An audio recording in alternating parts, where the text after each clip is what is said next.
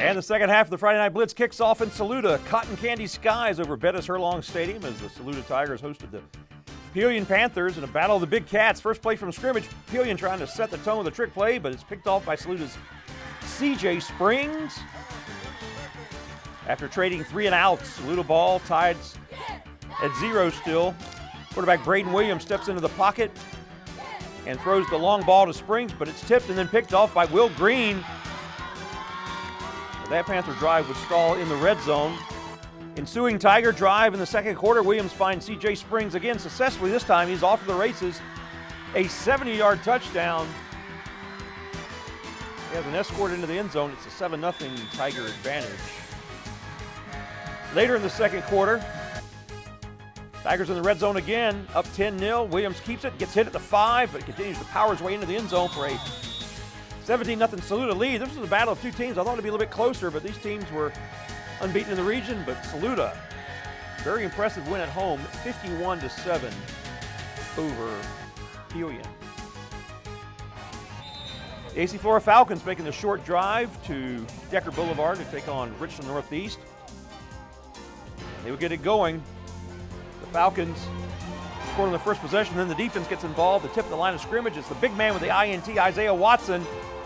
Nicely done by him. That will lead to Jalen Simmons taking it up the middle.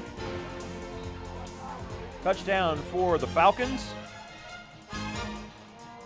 And time for the cheerleaders to get a little workout in.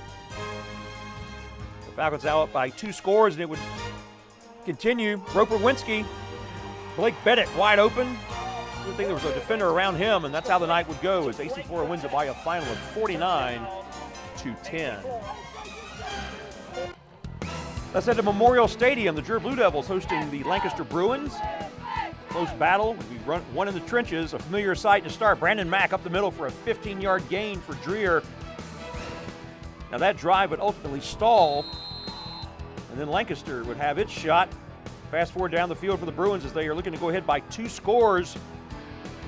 But it would be Jason Ray in the back of the end zone for the INT. A little message for his opponent. This Dreher ball down by 1 possession. The drive would ultimately stall again. The Bruins would get the ball back and do what they do. Jamarian Patton catching the slant in the back of the end zone. Touchdown Lancaster. The Bruins head up by 77 with a 20-14 win over Dreher. We go to Palmetto State Armory Field as BJ Suits warming up. For Northside Christian and Orangeburg Prep squaring off. We go to the third. Suits with the play action finds Mac Jackson, who scores the touchdown. Jackson and Suits celebrate after the play, but that would be short-lived. Ensuing play showing special teams. You know something's about to happen spectacular. T. Riley takes the kickoff all the way back for the score.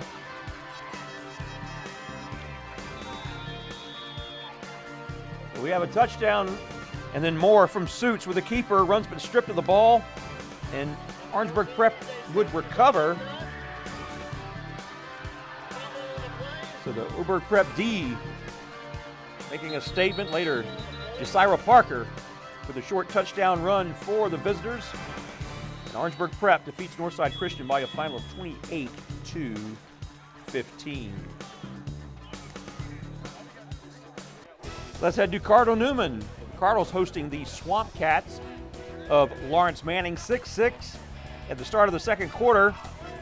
And the Swamp Cats have something going in space, and that's a touchdown for Lawrence Manning. Go up 14-6.